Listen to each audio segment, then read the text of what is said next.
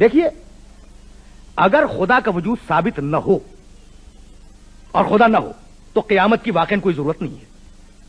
اسی کو میں واضح کرنا چاہ رہا ہوں آپ کی خدمت میں. اب کیسے پتا چلائیں کہ خدا ہے یا نہیں؟ اگر خدا نہیں ہے تو قیامت نہیں ہے، اگر خدا ہے تو قیامت ہے. اب یہ کیسے طے کریں؟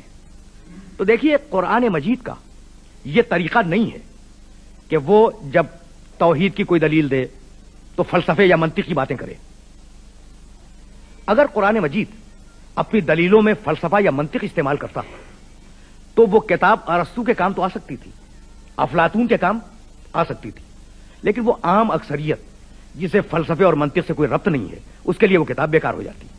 جبکہ خود اس کتاب کا اعلان ہے کہ یہ کتاب کسی ایک گروہ کے لیے ہدایت نہیں ہے، ہدی للناس، پوری انسانیت کے لیے ہدایت ہے. تو جب پوری انسانیت کے لیے ہدایت ہے تو اس میں دلیلیں ایسی ہونی چاہیے جو ہر انسان کے ذہن میں داخل ہو سکے اور جنہیں ہر انسان سمجھ سکے. تو اب ایک چھوٹا سا پیراگراف ہے سورہ نحل میں، ابتدائی پیراگراف، جس کے اندر پروردگار نے اپنے وجود پر دلیل اسٹیبلش کی. ارشاد فرمایا هو الذی انزل من السماء ماء لکم منہ شراب ومنہ شجر فیہ تسیمون. اللہ وہ ہے جس نے تمہارے لیے آسمان سے پانی اتارا، برسایا، اسی سے تم اپنی پیاس بجھاتے ہو، اسی سے تمہارے درخت سیراب ہوتے ہیں. فیہ تسیمون، اور اپنے مویشیوں کو انہی سبززاروں میں چراتے ہو جو پانی سے پرورش پا کے اگے ہیں. ینبتو لکم بہ الزرع والزیتون والنخیل والاعناب ومن کل الثمرات ان فی ذلک لآیۃ لقوم یتفکرون.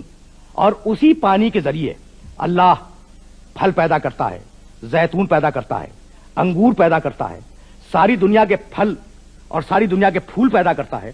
اس میں نشانی ہے ان لوگوں کے لیے جو فکر سے کام لیتے ہیں. وسخر، پیراگراف چل رہا ہے، لکم اللیل والنہار والشمس والقمر والنجوم مسخرات بامرہ ان فی ذلک لآیات لقوم یعقلون.